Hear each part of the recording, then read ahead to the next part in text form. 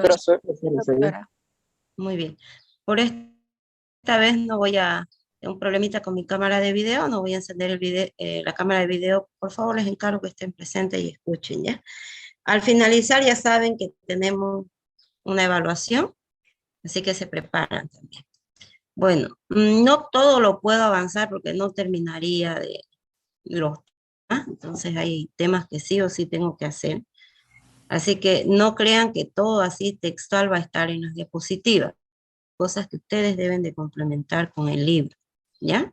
Entonces, la patología está clasificada en dos grandes grupos, aquellas que producen problemas o patologías a nivel intestinal y otras que están fuera del intestino. Lo que la más común es el absceso hepático. ¿Okay? Bueno, luego vamos a ver de cada una de las patologías, vamos a ver sus signos y síntomas clínicos. O sea, vamos a ver ya el cuadro clínico de cada uno. Ahora la nombramos y luego vemos el cuadro clínico. En la intestinal tenemos, ¿no? Colitis amebiana no disentérica o crónica. Aquí el cuadro clínico no es tan contundente como en la colitis amebiana disentérica o aguda. Y aquí en esta colitis, cuando hablamos de disentería, nos estamos refiriendo a que el paciente elimina heces primero que pueden ser diarreicas, al inicio abundantes y luego escasas. Ya con los días el paciente solamente elimina moco y sangre. Entonces esa es la característica de la colitis amebiana disentérica. Ya si el paciente, todas estas complicaciones no se dan en todos los pacientes. Ya les dije, ¿no? De 100 personas infectadas, 90 son asintomáticas. ¿Ya? El resto, esos 10% que queda, 9% del 9% pueden tener colitis amebiana no disentérica. Y un 1%, un 2% llega a tener la colitis amebiana disentérica aguda, más conocida como amebiasis. Sí, hay dos personas que levantaron la mano. Sí, ¿cuál es? ¿Alguna duda? ¿Consulta que quieran hacer? Buen día, doctora. Perdón que la interrumpa, pero nosotros tenemos que comenzar el tema desde el comienzo. Ajá. Patología es con el otro grupo.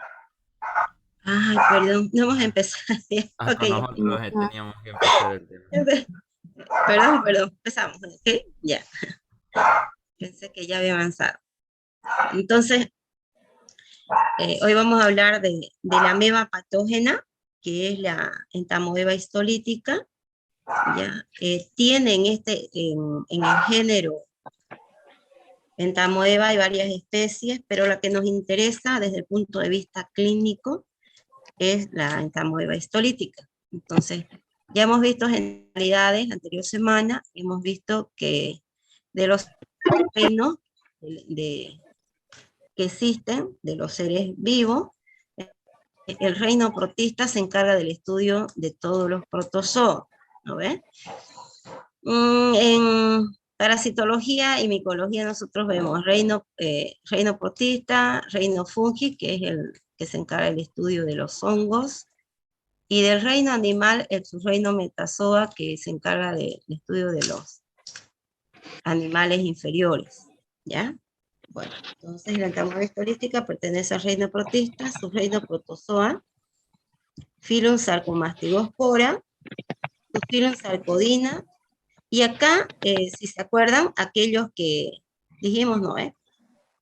Que los pseudópodos, los cilios, los flagelos, que eran prolongaciones, en este caso el pseudópodo es una prolongación del ectoplasma, ¿sí? Le servían como órgano de movimiento y también de alimentación. Entonces, aquellos que tienen pseudópodo pertenecen a esta clase, la clase Rhizopodea. La orden Amoebida, familia Endamoebeidae. En esta familia hay varios géneros que son muy similares, que también nosotros podemos decirles ameba, ¿ya? Muy similares, con marcadas diferencias, sobre todo a nivel del núcleo, ¿ya? Entonces, ahí lo vamos a poder diferenciar entre género y género. Por ejemplo, en esta familia está el género entamoeba, género iodamoeba, género dientamoeba, el género endolimax, ¿ya? Entonces tienen algo de, de similitud. Después, ya más pequeño, viene el género. El género lo vamos a tomar como si fuera el apellido del parásito, ¿ya? Entonces, género es entamoeba, y acá este género tiene varias especies. La especie histolítica, que es la patógena por excelencia, y esa es la que nos interesa. Y bueno, y muy similar a la histolítica, no podemos diferenciarlo desde el punto de vista morfológico. O sea, yo, una muestra de materia fecal, yo no puedo diferenciar la histolítica de la dispar, porque son idénticas. Entonces, ¿cómo puedo diferenciarla en realidad entre estas dos especies, una que es patógena de la otra que es comensal? Entonces, a través de pruebas bioquímicas, a través de contenidos que ellas, químicos que presenten. Entonces, pero eso no se hace en un laboratorio de rutina. Entonces, cuando hace un informe el bioquímico de lo que observa en la materia fecal, siempre debe de colocar, ¿no? Por ejemplo, se observan trofozoitos, puede ser una cruz, 2 cruces, 3 cruces, yo después le explico qué significa eso, de trofozoitos de qué, de entamoeba histolítica, quebrado, dispar, que no saben en realidad si se trata de histolítica o de dispar, ¿ya? Ahora, ¿qué nos ayuda siempre? Nuestro norte será la clínica. Si ese paciente tiene, ¿no?, una evacuación, por favor les encargo sus micrófonos. Se acopla con el mío, ya no me deja, creo que ni escuchan ustedes.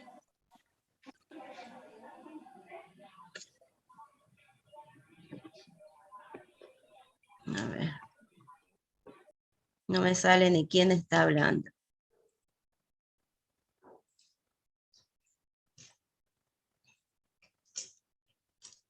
Ordóñez Salguero, sí, dígame. Ah, no, la dejé la mano levantada, va, disculpa, doctora. Okay. Ya. Entonces, ¿cómo podríamos diferenciar si estamos mucho tiempo trabajando en el laboratorio? Y tiene que ver, miren, con la clínica, es que como en el paciente que tiene la disentería amebiana, en su materia fecal, después de días solo elimina moco y sangre, esta histolítica que se alimenta por, ¿cuál es su forma de alimentación?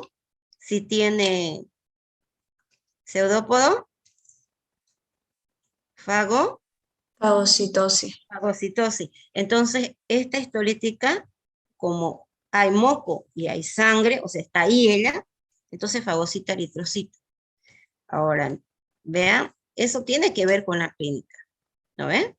Entonces, fagocita los eritrocitos, y entonces un trofozoito de entamoeba que contenga eritrocitos en su interior, pues se trata de histolítica. Entonces, pero eso tendríamos que siempre ver la correlación con nuestra clínica, ¿ya? Entonces, morfológicamente es difícil diferenciar la especie patógena de la especie no patógena, que es la dispar.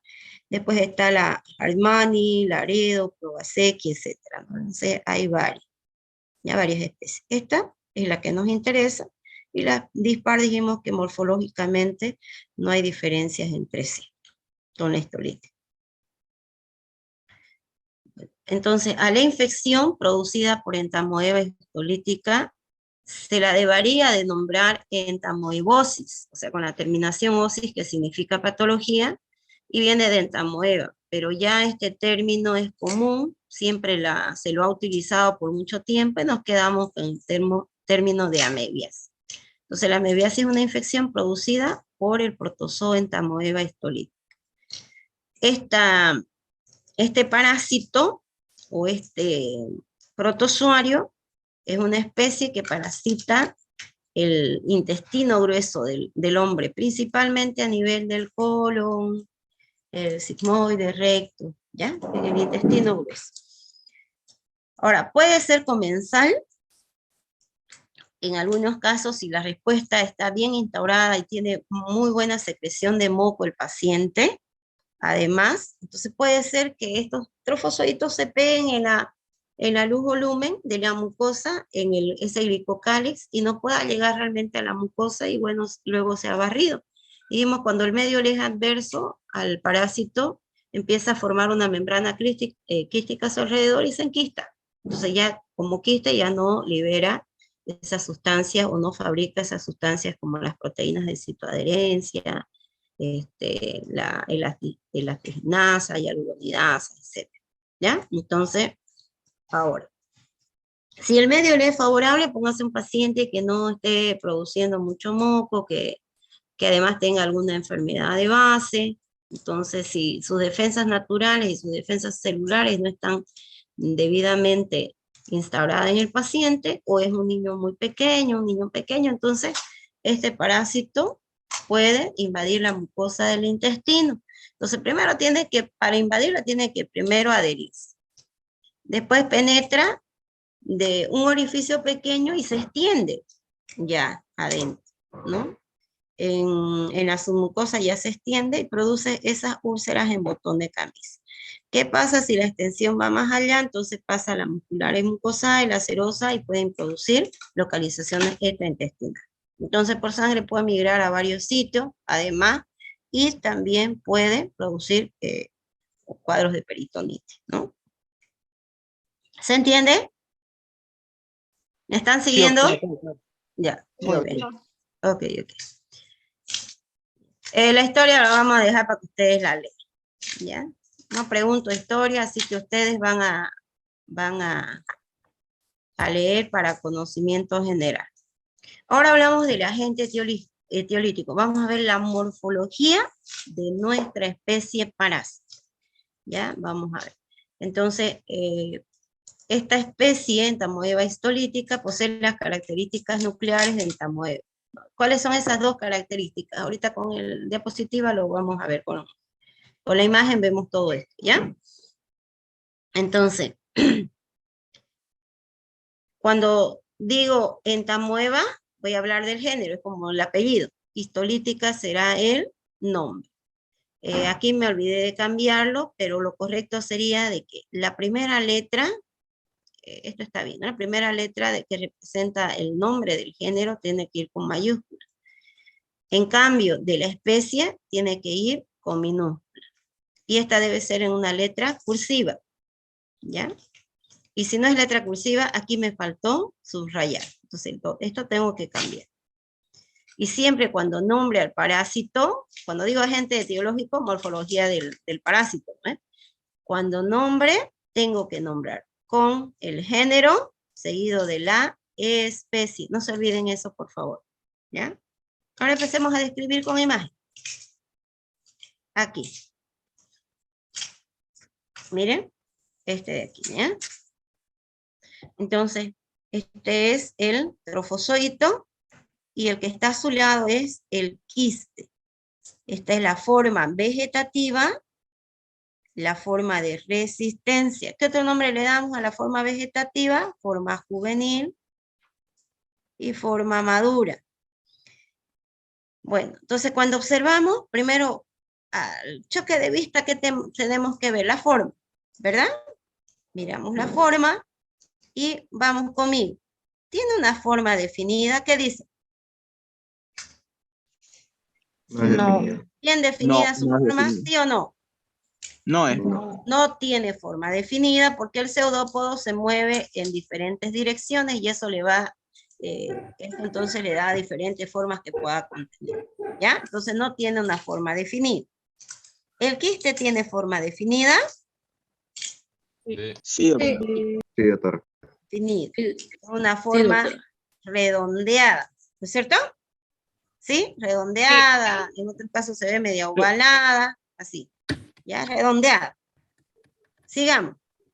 ¿Cuánto creen que mide esta y esta? Ahí lo dice, pero a ver, sin mirar.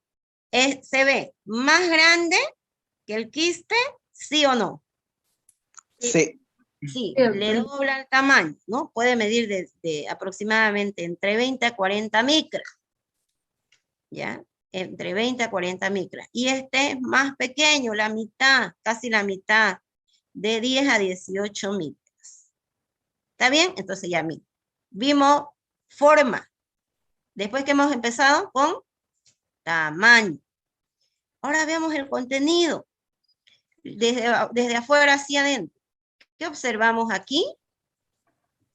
¿Qué observamos? Miren, esta es la membrana celular, que viene a ser el cuerpo del parásito, el que lo va a delimitar del medio externo, le da la forma y protección, ¿verdad? Por donde ingresan las sustancias nutritivas y también por donde salen las sustancias de desecho. Veamos, ¿qué más hay acá? ¿Qué es esto? ¿Qué es esto? El ectoplasma. Espacio periplásmico. Ya, a ver, ¿qué se llama? ¿Qué nombramos a esto? ¿Qué nombre recibe en esta ameba? Ectoplasma. Ectoplasma, ¿no? Ectoplasma, miren acá se ve un pseudópodo. Ectoplasma. Este ectoplasma, ¿cómo es? ¿Cómo lo ven ustedes? ¿Qué dicen? ¿Se ve bien rugoso? ¿Sí o no? Sí. Miren, comparen. ¿Se ve rugoso en relación a este, sí o no? No. Transparente, más hialino, refringente. Ese es el ectoplasma. ¿Ok? Sigamos hacia adentro. Esto será el que se ve más rugoso. ¿Qué se llama? Endoplasma. Endoplasma. Y estas pueden ser contenidos. Eso pueden ser vacuolas, algunas. Mitocondria no se ve. Microscopio óptico difícil no se observa. ¿Ya? Entonces tampoco es que este parásito contenga. Más bien tienen estas organelas donde pueden, acá se notan más, que son medias alargadas, con extremos romos que vendrían a ser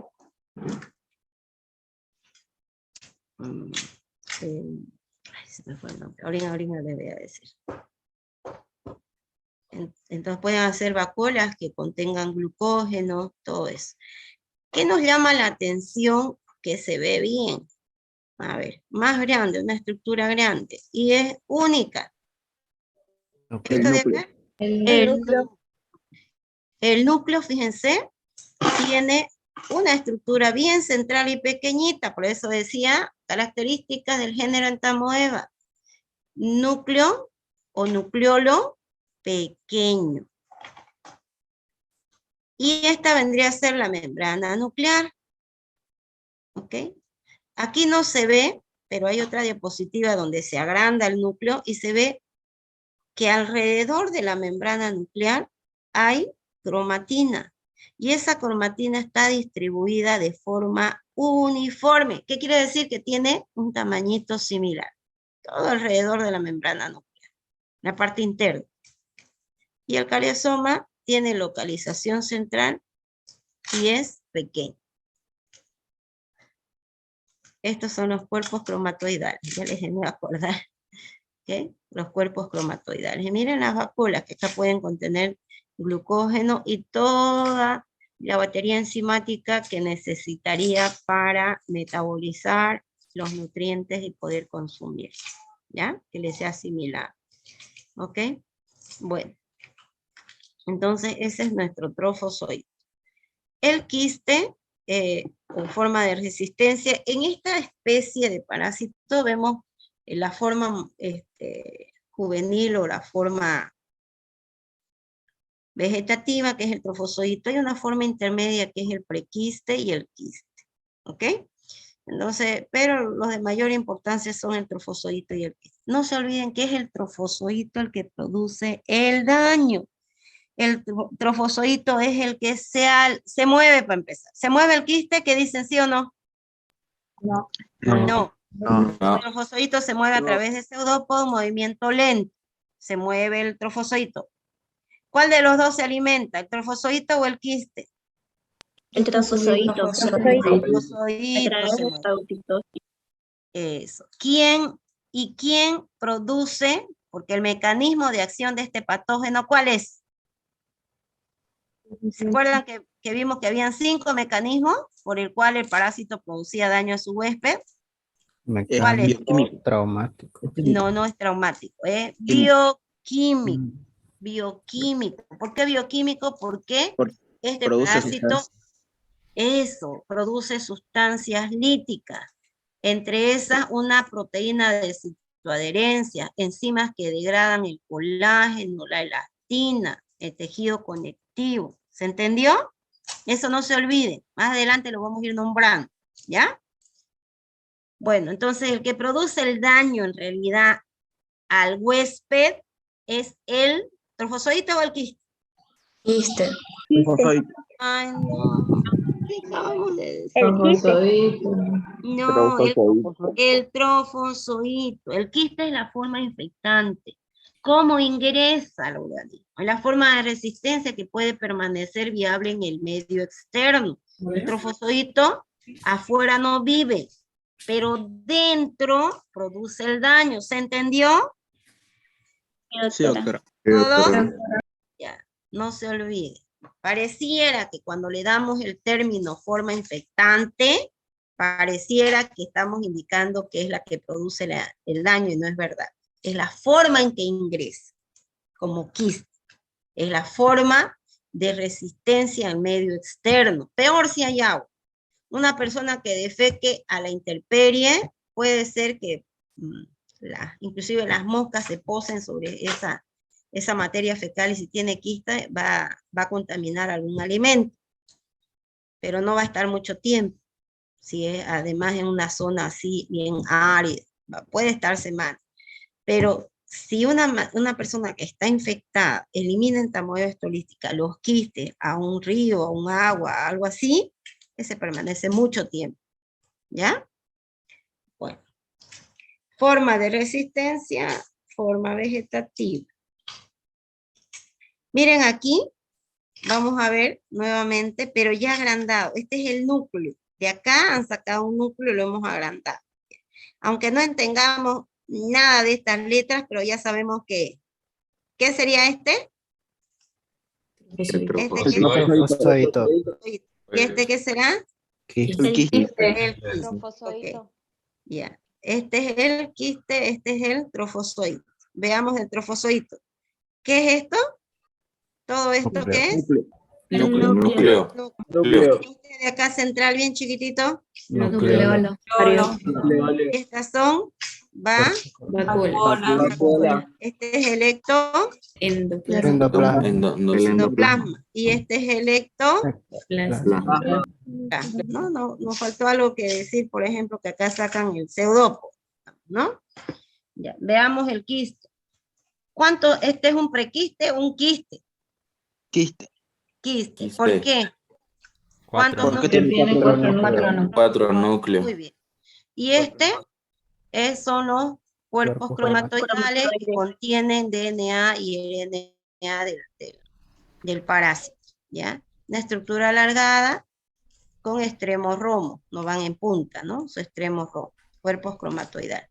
Entonces, de acá sacamos un núcleo y lo agrandamos. Entonces, este es el núcleo, no es todo el parásito, un núcleo. Este será el Nucleolo. núcleo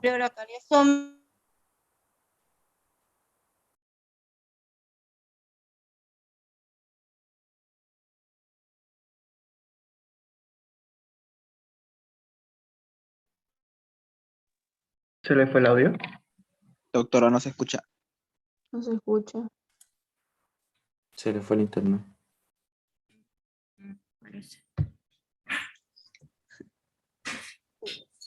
cromatina, ¿no? La cromatina, que es uniforme. Doctora, ¿Sí? no ¿Se me fue? Sí, no se escuchó nada. Ya, ahora de nuevo. Esta es la membrana nuclear, ¿verdad? ¿Ahora me escuchan? Sí, doctora, se escucha. Y estas chiquititos, estas estructuras redonditas, chiquititas, que están alrededor de la membrana nuclear, ¿qué se llama? Cromatina. Cromatina. Entonces, la cromatina es distribuida de forma regular, todas del mismo tamaño. Entonces, esta es una característica importante para diferenciar la especie patógena de otras especies no patógenas. ¿Ya? Okay. ¿Dudas que tengan hasta aquí? Solo hemos hablado de morfología. ¿Dudas? Si no hay dudas, puedo seguir. ¿Sigo? Doctora, las inclusiones citoplasmáticas en el desarrollo del quiste se van eliminando del citoplasma. Las inclusiones que no se Sí. ven acá, no, vacuolas tiene que tener. Aquí lo están mostrando los cuerpos cromatoidales, pero sí vacuolas tienen que tener, y sobre todo vacuolas alimenticias, porque si no, ¿cómo subsiste si él no se alimenta? ¿No ves? Sí tiene que tener. Sí. Y en algunos se ve eso, esa vacuola se la ve bien notoria. Nosotros, al hacer un examen directo, hacemos en solución fisiológica y con Lugol. El Lugol tiñe la membrana nuclear y tiñe estructuras como vacuola. En algunos casos podemos ver. Sí tiene que tener, porque si no, no resiste.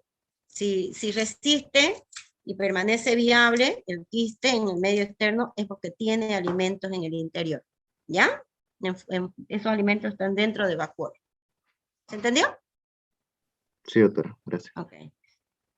Listo. Ya.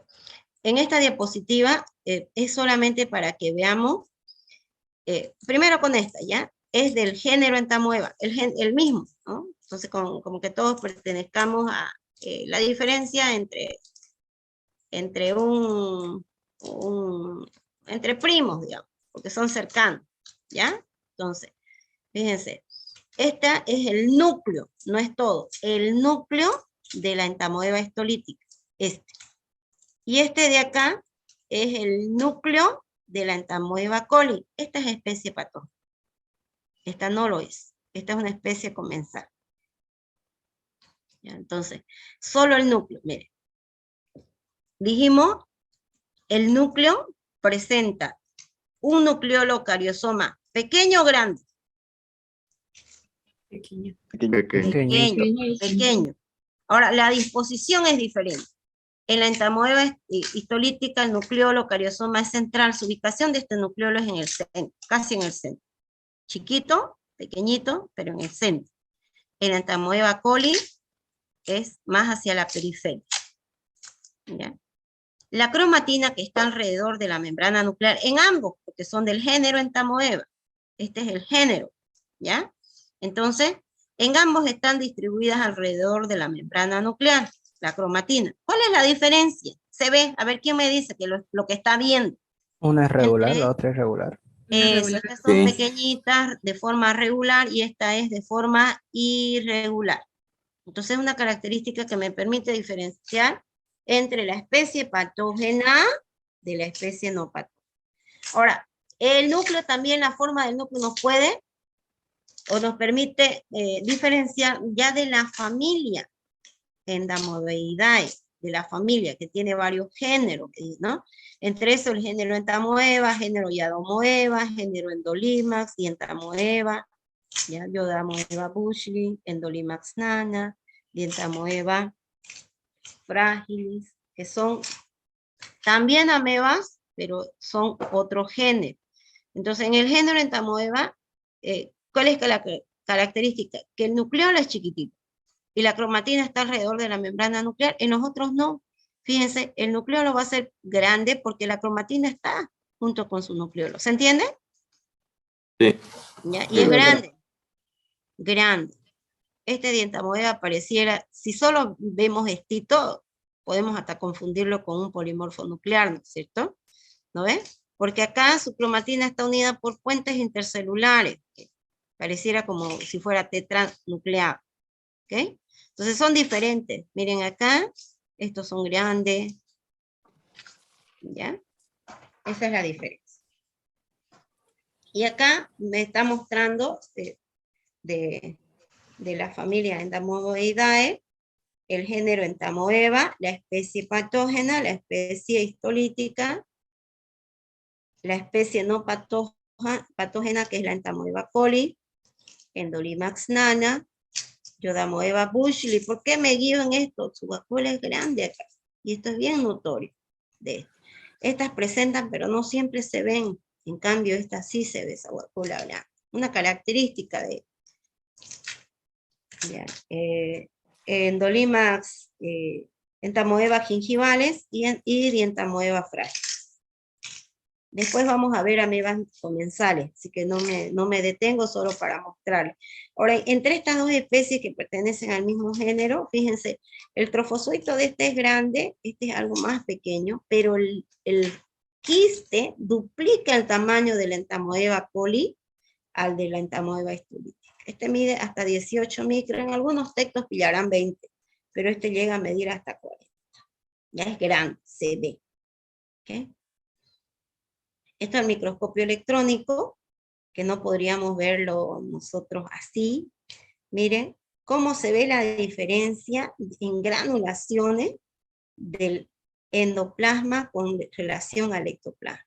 Y cómo se observan esos pseudoporos, ¿no? Y hay un puerta de entrada, ¿sí? Por donde pasan los alimentos. ¿Qué parece? A simple vista. Un pescado. Un bicho. Una oruga. Una oruga. No, yo lo veo como un cuñapé cuando explotan los quesos por ahí. No sé. Okay. No le van a poner, tiene la forma de un queso, ¿no? Parece O de un cuñapé o algo así, ¿no? No tiene forma definida el trofozoide. Ya. Y miren al microscopio óptico, como dijimos, no tiene una forma definida, miren, no tiene una forma definida. Le hicieron como un caballito de mar y no es así. ¿Qué me llama la atención? Que puede ser esta muestra solo moco y sangre, ¿no? Y si tiene, miren, ¿qué va a fagocitar? Lo primero que pide. Eritrocito. ¿Qué es esto? Eritrocito. Es un glóbulo rojo, un eritrocito. Entonces, si yo lo veo, entonces, más el paciente veo que tiene moco y sangre, su materia fecal, que eso es la clínica, y a las otras cosas se la dirá al médico, o si tengo muy buen entendimiento con el bioquímico, eso les recomiendo, ¿no? A veces uno necesita que le saquen rápido su muestra para seguir pues un tratamiento indicado, específico, ¿no? No hacer todo el tiempo tratamientos empíricos, ¿ya? Se le da de antibiótico, aunque no sea la bacteria o bacterias que la gente causal mejor, sí, se puede hacer rápido y me pueden indicar, entonces ahí ya tengo más, ya tengo un dato más importante a mi clínica, en el que me puedo apoyar y ya seguir un tratamiento parasitario, ¿ok? Bueno, miren aquí, peor, ¿se parece a esta forma? ¿Qué dicen? Sí. No, miren, no se parece. Nada que ver. ¿No? Este parece como si fuera una raqueta, algo así, algo alargado, ¿no? Pero miren, el contenido es diferente por el movimiento, la toma que le hicieron, la captura, hay eritrocitos por todo ello, pero en el interior hay harto. ¿Se ve? ¿Sí? Y acá es rugoso, y aquí miren, es más transparente y ali, también trofozoide. Miren, acá llenísimo, ¿o no? Sí, Noemí. Dígame.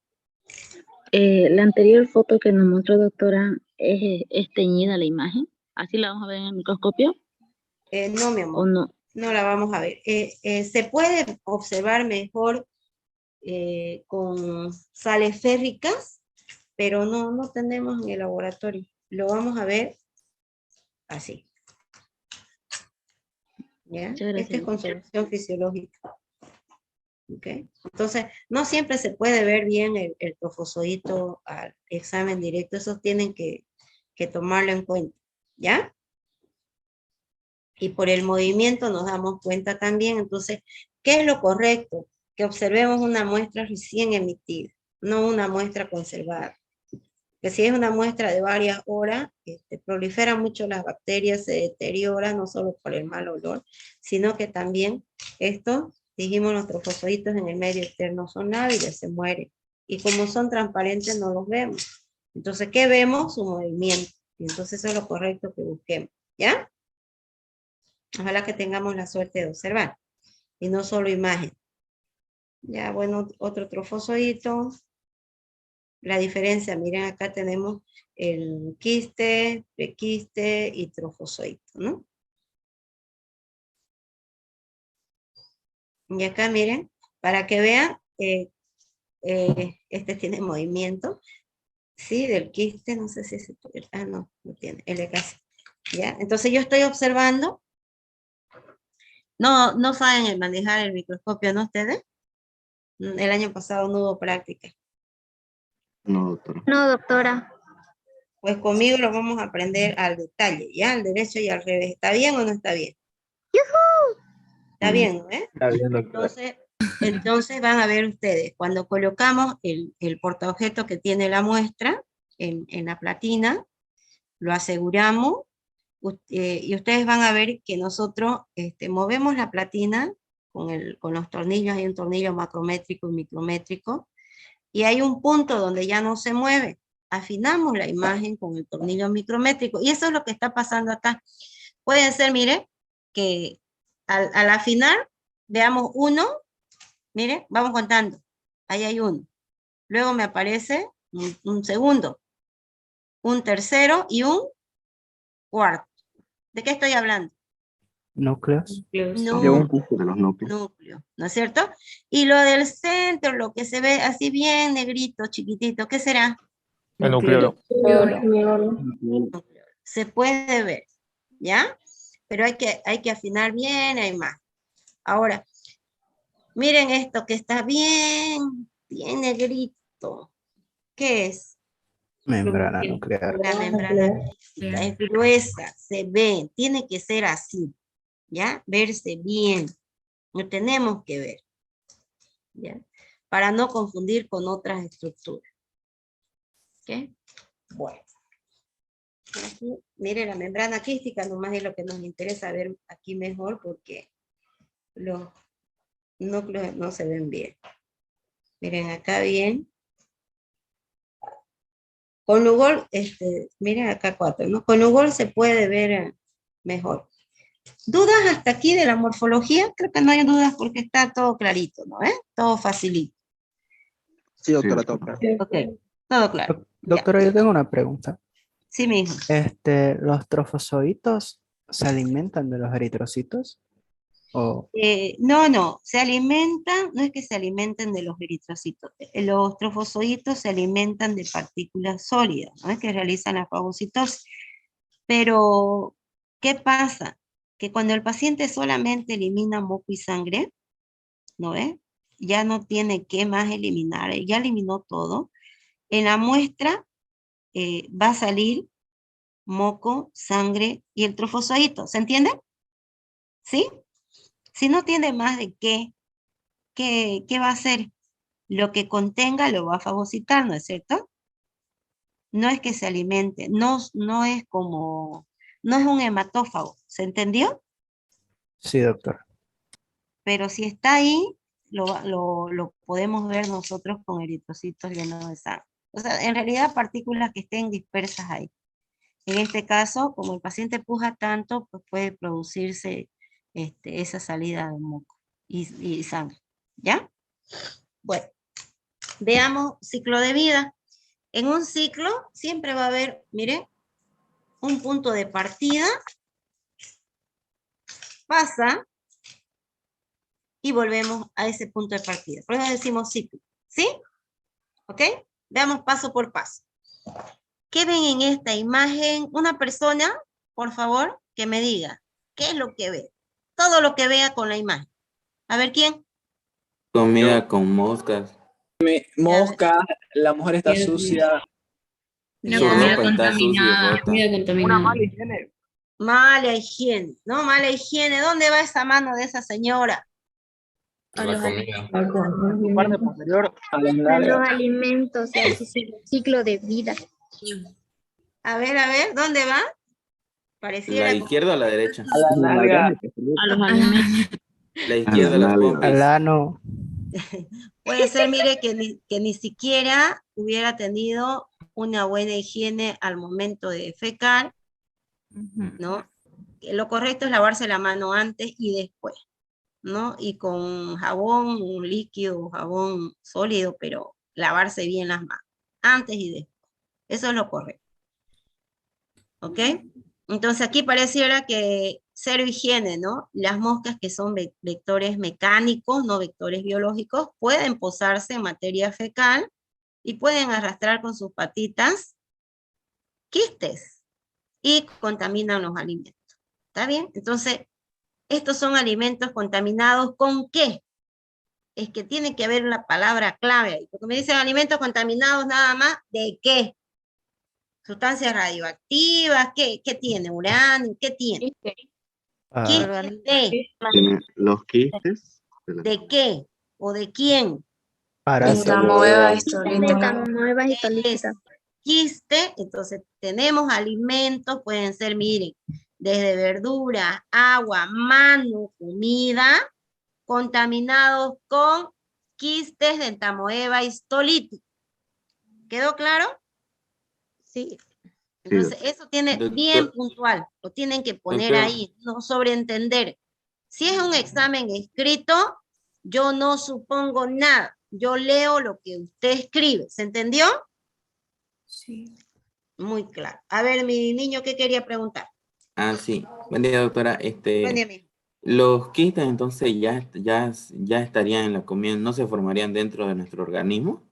Los quistes se forman dentro del intestino, nunca afuera. Pero Ay. esos quistes, miren, han ido a río, tierra, qué sé yo, y contaminaron los alimentos. De una u otra manera, esos alimentos están contaminados. ¿Se entendió? Sí. No, el quiste no se forma afuera. El quiste ya sale, el quiste se forma en el intestino del hombre. Cuando el medio le es adverso, el trofozoito, dijimos, se enquista. ¿Ya? No sé quiénes más levantaron la mano. Doctora, entonces la forma correcta de dar informe de la forma infectante sería el quiste, y en este caso de la especie que es la patógena. No, no, mi amor. Usted informa lo que ve. A usted le van a pasar un informe. Si en la materia fecal del paciente salen quistes, solo quistes, le van a decir, se observan quistes de entamoeba histolítica quebrado dispar. ¿Me entiende? Sí. Y le van a ya. poner con cruces, o es que hay diferentes formas de dar el informe. Puede ser con una cruz, 2 cruces, 3 cruces. Eso me indica que es leve, moderada o es abundante. ¿No ve? ¿Ok? Entonces, Ya. o pueden colocarle, decirle, ya leve, moderada, así. Le avisa. ¿Ok? En el informe le tiene el bioquímico que va a elaborar el examen directo y va a observar, él tiene que informar lo que ve, no lo que supone. ¿Me entiende? Ya, doctora. ¿Sí? Sí. Ya usted le informa así. Muy bien. Ahora, de nuevo. La puerta de entrada para este parásito, ¿cuál será? ¿Por dónde ingresa? Vía oral. Vía oral. La puerta de entrada es la boca, vía oral. Puerta de entrada, vía oral. Entonces, ingresa el quiste vía oral. ¿Qué sucede con ese quiste? Ya más chiquitito, masticamos y nosotros ni masticamos que vamos a destruirlo. Si apenas, a veces estamos apurados porque tenemos clase temprano y entra. No masticamos las 30 veces que mínimamente tendría que masticarse el alimento. Entonces, póngale que no y está intacto. ¿Dónde pasa? Pasa por la boca, faringe, esófago. ¿Y dónde llega? Luego. Estómago. Al estómago. El jugo gástrico tiene un pH de 1 a 2, un pH muy ácido. Entonces, si ingresaran estos alimentos, pónganle que en el agua dijimos que pueden vivir un poquito más de tiempo, o en las manos, por cualquier cosa que ingrese el trofozoito, que no es probable porque es en el medio externo es lábil, se muere, pero si ingresara el trofozoito, ¿es destruido en el jugo gástrico, sí o no? No, Sí. es El trofozoito, si ingresara así, es destruido. El trofozoito. lo debe. Pero ¿quién es el principal? ¿Cuál es el principal que ingresa? Que es resistente. Generalmente solo se debilita su membrana. Se debilita la membrana del quiste y sale el contenido al intestino delgado. Entonces ahí se desenquista, ahí ocurre el desenquistamiento, acá se debilita esa membrana quiste. ¿Y cuántos núcleos tenía ese quiste? 4. Cuatro. Entonces a ese lo nombramos metaquiste. Hay una primera división binaria y de esos 4 salen 8. ¿Y dónde van esos? A anidarse. ¿El intestino delgado es su sitio o es el intestino grueso? El El intestino grueso. Eso. En especial el ciego y el colon sigmoides. Exactamente. ¿Se entendió? Ahora, miren, pasa eso. ¿Qué tal que este medio le sea tan favorable, el intestino le sea favorable, el paciente generalmente no produce sus células mucosas, no produce el muco, no hay galactosa, el glicocáliz que está recubriendo? ¿El medio le es favorable o le es adverso? Favorable. Favorable. Entonces, esos trofozoitos se replican, se dividen por división binaria y de una célula salen 2 y así sucesivamente. O sea, una división más rápida que nuestro organismo. Entonces va a producir, y acá ya se ven signos y síntomas clínicos, ¿no ven? Ahí aparecen rayos y centellas porque debe tener dolor abdominal. Y entonces tiene diarrea, flatulencia, pujo, tenesmo, ganas una sensación de nueva evacuación, a veces infructuosa, más de 6 evacuaciones diarias, y al final, ¿qué elimina? Moco. Sangre y moco. Eso, moco y sangre. En el moco y sangre salen los trofozoitos, pueden salir quistes, los quistes son resistentes y los trofozoitos son lábiles.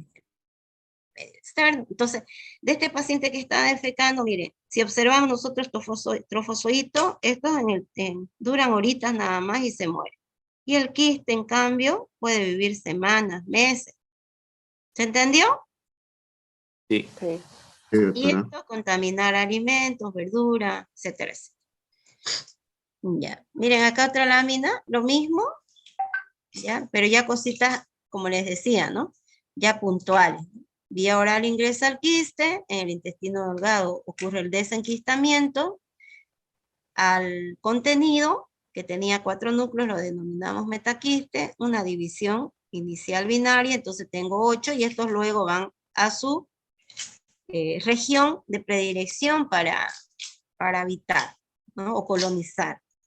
Y por división binaria o por fisión binaria es lo mismo, hay una reproducción.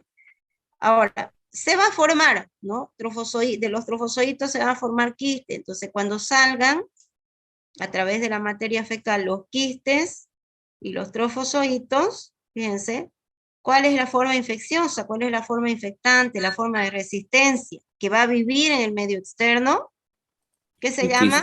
Quiste. Y la forma lábil o vegetativa que no vive en el medio externo es el trofozoito. ¿Se entendió? Sí, doctora. Sí, doctora. Perfecto. No hay dudas, ¿no? Doctora, una pregunta. ¿Está bien también nombrar al quiste como un quiste tetranucleado? Sí, si usted quiere ponerlo así, sí, mi amor, puede nombrar.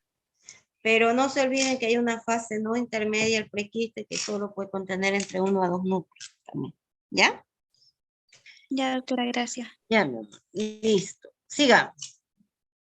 Bueno, entonces, en cuanto a la patogenia, es muy frecuente observar que un gran número de personas que presentan entamoeba lítica en las materias fecales no tienen sintomatología. Entonces, a estas pacientes se les denomina asintomáticos. ¿Se entendió?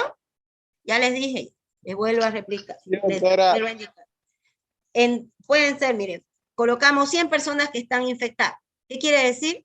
Que podemos observar en su muestra materia fecal quiste. Están infectadas. En algunas de ellas trofozoitos también. Pero de 100 personas, 90 van a ser asintomáticos. Peor si son adultos. Y son adultos que tienen sus defensas inmunes muy instauradas. Entonces, no hay sintomatología. El otro 10 restante, 9 son crónicos, disentería crónica. 1% amebiasis aguda. Entonces, no es tan frecuente como ustedes creen o como nosotros creemos. Va en este orden, las diarreas de origen infeccioso van en este orden. Primero son las virales, le siguen las bacterianas, después vienen las parasitarias y por último las producidas por hongos. ¿Ya?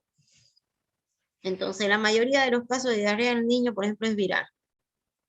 Después le siguen las bacterias y después vienen las parásitos.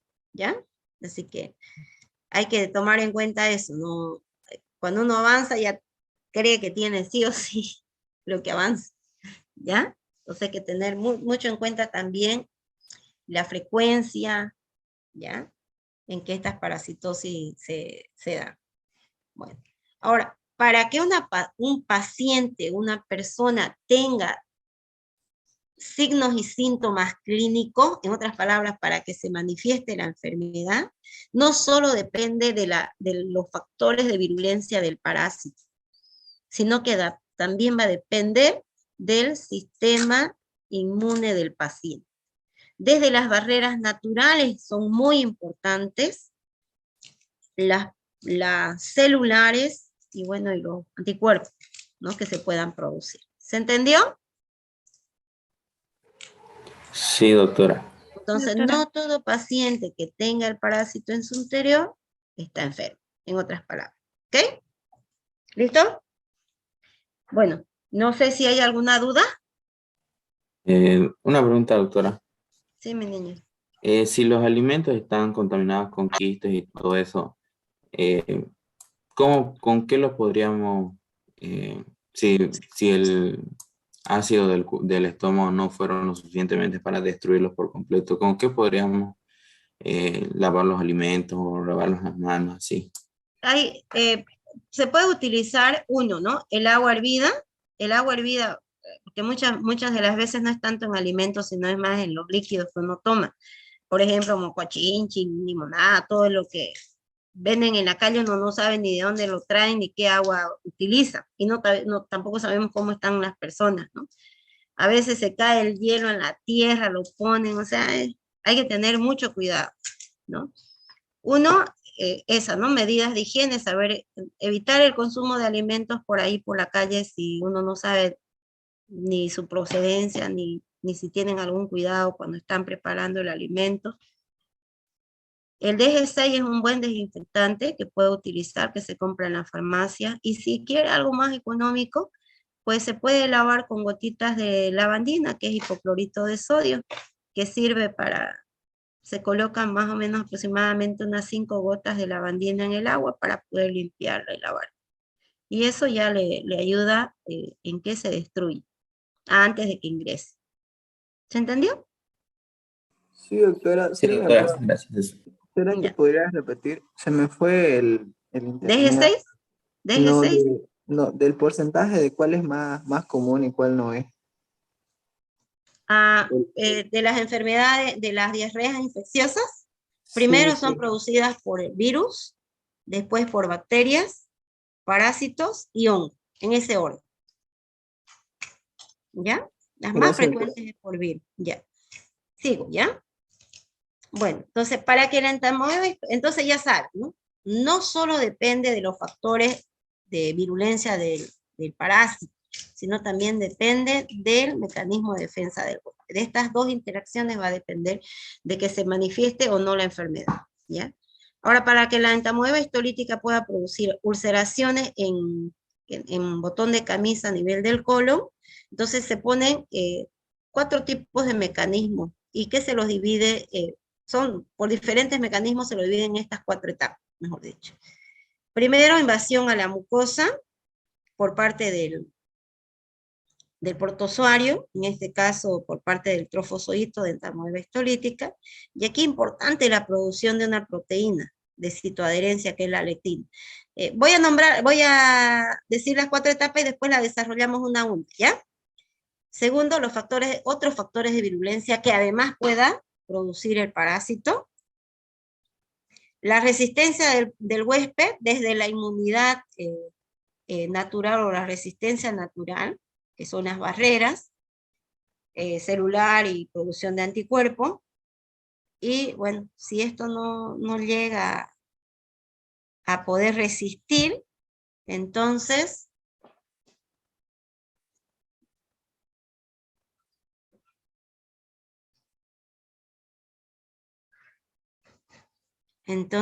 se forman las úlceras en botón de camisa. ¿Ok?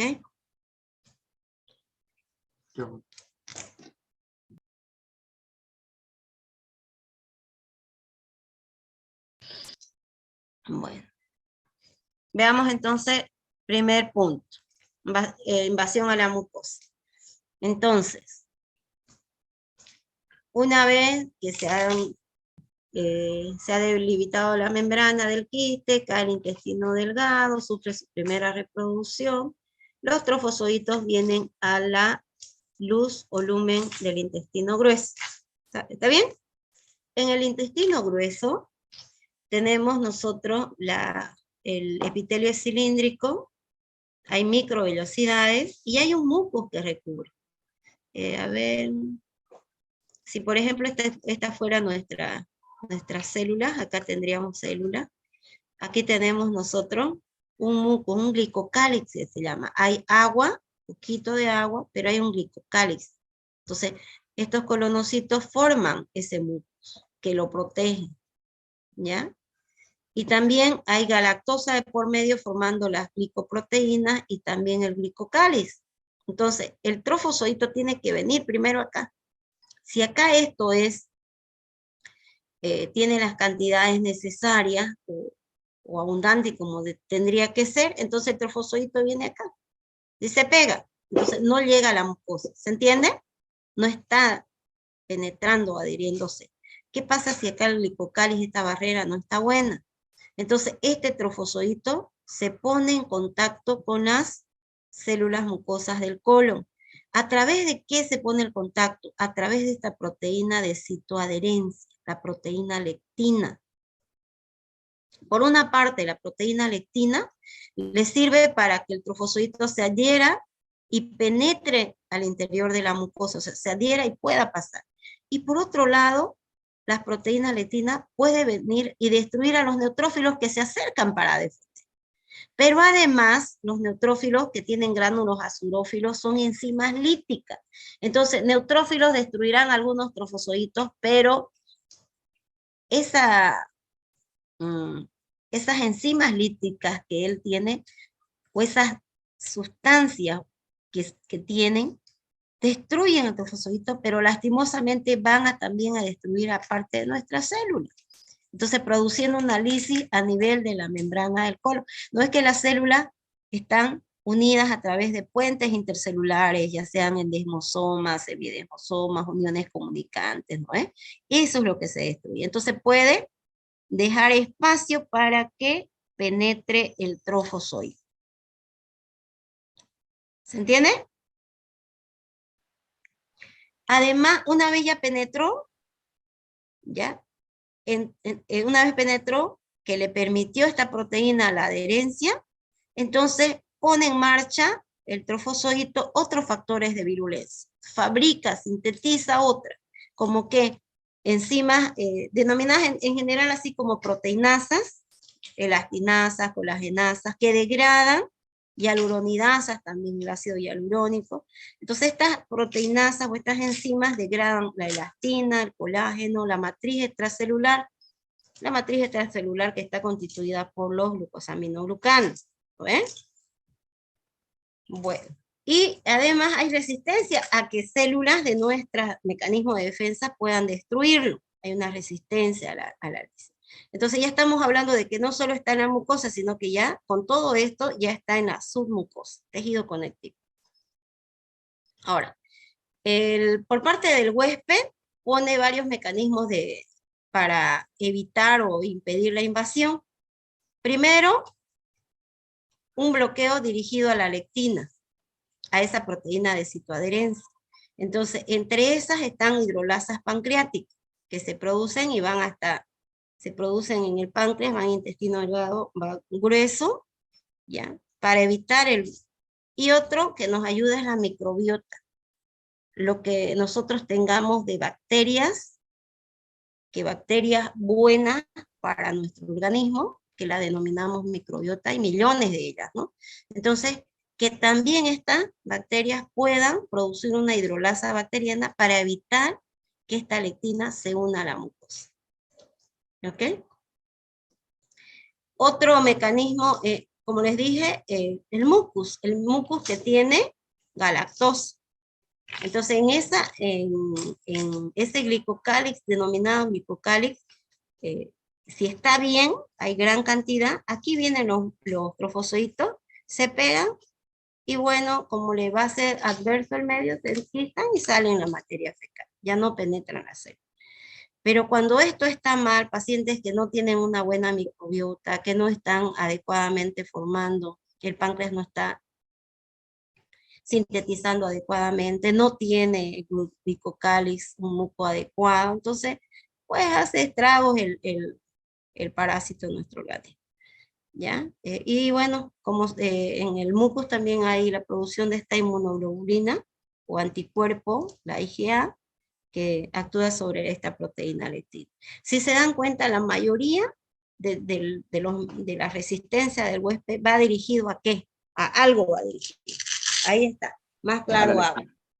A la lectina, a la proteína de citoadherencia. ¿Sí? ¿Dudas? ¿Dudas? Doctora, entonces, una vez que el trofozoito es adherido al mucus, gracias a la hemoglobina A, ¿se va a eliminar? Sí. ¿Se las elimina? Sí, se puede eliminar. Pero, ¿qué pasa si no hay el mucus adecuado? Van a penetrar la... Se va a la mucosa directamente, ¿no? Ya puede adherirse a la mucosa, ¿no?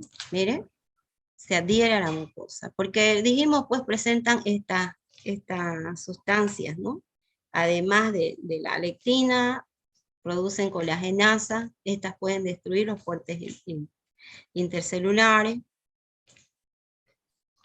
Y las células presentan autolisis y se destruyen. Y entonces el trofozoito pasa de la mucosa a la submucosa. Entonces, en la lucha pues pueden morir trofozoitos y pueden morir nuestras células, pero no nos olvidemos que estos se dividen más rápido que nuestras células, ¿no? Por división binaria. Y nosotros no, entonces hay mayor, si lo anterior no funciona, pues las probabilidades para que este trofozoito haga daño, pues es grande, ¿no? Porque además secretan lo que les decía, hialuronidasa, gelatinasa, y esto permite la extensión lateral a nivel de la submucosa. Miren, un punto de entrada chiquitito, entra y acá se extiende. Por eso se llama úlcera en botón de camisa, ¿no? Se ve un puntito chiquitito en una estructura grande, ¿ya? Y entonces eso es lo común que se puede ver, estas úlceras en botón de camisa. Entonces, a través de una colonoscopía podríamos observar el cambio de la mucosa del intestino, ¿ya? Creo que tiene que ser media rosadita, y entonces vamos a ver así puntos de necrosis así. Necrosis en la base de la mucosa. Ahora, ¿dónde es la extensión? No es en la mucosa, nosotros vemos la extensión es en la submucosa. ¿Ya? Entonces pasa la submucosa, musculares mucosas, pasa la serosa y hay perforación. Pero esto no es lo común. ¿Se entendió? Son casos excepcionales que se puede dar, pero son casos excepcionales. ¿Me entendieron? Sí. Que no sé si me Sí, escuchan. doctora. Sí, Ok. doctora, gracias. Ya. Bueno, en cuanto a la inmunología, entonces existen defensas que dijimos no inmunes, que son barreras naturales, pero importantes en nuestro organismo. Algunas no funcionan bien y otras lastimosamente no. Por ejemplo, el pH ácido del estómago destruye los trofozoitos, pero no destruye el quiste, más bien debilita el quiste, ¿sí? Las enzimas digestivas también destruyen el trofozoito, y la flora bacteriana intestinal normal compite con la entamoeba histolítica. Entonces, prudente que tengamos una muy buena microbiota en el intestino. Además, el 70% de mecanismo de defensa del organismo entero. ¿Dónde está? En La el, flora bacteriana. en el intestino, jóvenes y señoritas. En el intestino. ¿Ya? Otra barrera importante, la capa de mucus. Esa capa de mucus que producen los colonocitos, pero que además está enriquecida con el micocale. ¿Ya? Esas mucinas impiden la adherencia de los trofozoitos y el micocales también. ¿Se entendió? Bueno, están las barreras naturales. Ahora, no existe una resistencia adquirida por completo. ¿Qué quiere decir? Si yo he tenido una bebidas intestinal intensa, con el tiempo lo puedo volver a presentar, ¿ya? Pero no es que todo el tiempo. Queda algo de resistencia, queda, pero podría darse, volver a otra vez adquirir. A eso se refiere, ¿ya? Mire, de 1021 casos de amebiasis hepática, recurrencia, solo 5. ¿Ya? No es total la resistencia adquirida, pero sí ayuda, ya que hay cierto grado de resistencia. Y en la invasión tisular a nuestras mucosas y con ella al interior de nuestro organismo, la entamoeba histolítica estimula la respuesta inmune del huésped, una respuesta celular. Ya vimos, entre ellas están los neutrófilos, los eosinófilos, y la humoral vendría a ser a través de la maduración de los linfocitos, las células plasmáticas y la producción de anticuerpos, ¿no? Entonces esa es nuestra defensa humoral. La producción de inmunoglobulina secretoria que se encuentra en todo lo que son las mucosidades,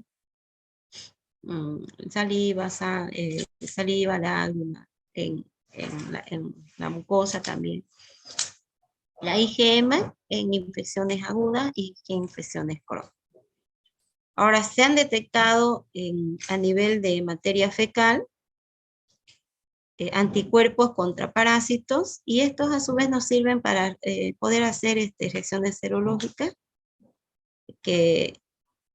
pero estos anticuerpos se ha visto que persisten durante años, ¿no?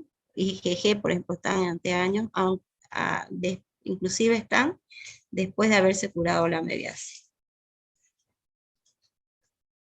En cuanto a vacunas, inmunizaciones, solo en pruebas experimentales con animales se ha demostrado que una inyección de cultivos vivos y de estratos celulares del parásito protegen contra cepas virulentas.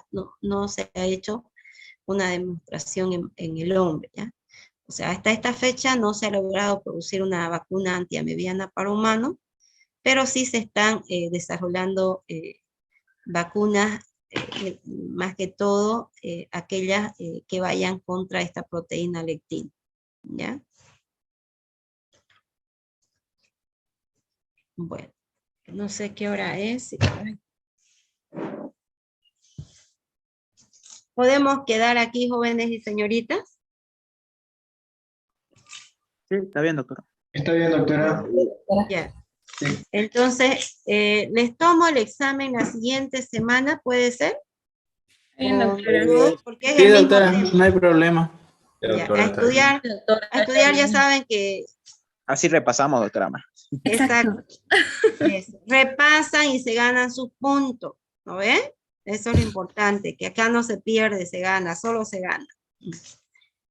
¿Ok? Listo, entonces nos vemos la siguiente semana. Pasa que tengo consejo de carrera hoy al mediodía y hasta que me cambie y llegue, se me va a hacer tardecito. ¿Ya? Hasta luego, doctora. Doctora, ¿el examen sería de esta unidad y del anterior igual? No, la anterior, generalidades no dieron examen. Sí, dimos, doctora. Sí, lo dimos ya. Fue el primer examen que tomó. Ya, entonces, solo de entamoeba histolítica. Ya. ¿Ya? Ok, Solo... doctora, muchas gracias. Listo. Que tengan un día. ¿Quién Sí. tomó? Yo, doctora, yo estoy encargado, ya la saqué, doctora. Ya está bien. Y también cuando cierre, no se olvide del chat, ¿ya? Sí. Perfecto. Listo, Jonathan. Gracias. Dios me los bendiga, se cuidan hasta el próximo lunes. Que estén bien. Ya hablaron con sus auxiliares sobre la guía. Ya hablaron con sus auxiliares de la guía. No nos dijeron nada aún, doctora. Sí, ya pagamos. Sí, doctora. Pagamos los del B2. Los del Ya, B1 por favor. no. Y del B3. Sí, ya nos dijo igual el auxilio. Ya tienen que cancelar, por favor, porque tengo que ir haciendo las guías. Después ustedes ya nos va a tocar. A ver, hay un problema, íbamos a iniciar ya nomás las prácticas, pero todavía no están trabajando en el laboratorio, no tienen auxiliares de laboratorio, que es diferente a los auxiliares de cátedra. Los auxiliares de laboratorio son los que van a hacer los reactivos, los que nos van a atender en el laboratorio. Entonces, me indicaron que la primera semana de mayo se va a habilitar. Entonces, todavía tenemos 2 semanas más para hacer solo teoría. Les encargo, por favor, paguen a la guía. No me la hacen de la noche a la mañana, ¿ya? Los del B1 hablen con su auxiliar, que yo voy a hablar. Me acuerdo quién es el auxiliar. Natalia. Natalia Mena. Natalia Mena. Natalia Mena. Ah, ya. Entonces yo hablo con Natalia. ¿Ok? Doctora, no pasó la diapositiva de la anterior clase. Dijo que la iba a pasar. Sí, se las paso junto con esta, porque Ya. son cortitas. ¿Ya? Esta es más larga y lo otro es cortito porque yo se los di a ustedes para que repasen y repasen. Listo, chicos. Nos vemos. Chao, chao. Nos Cuídense. vemos, doctora. Chao. Gracias. Está bien. Chao, chao.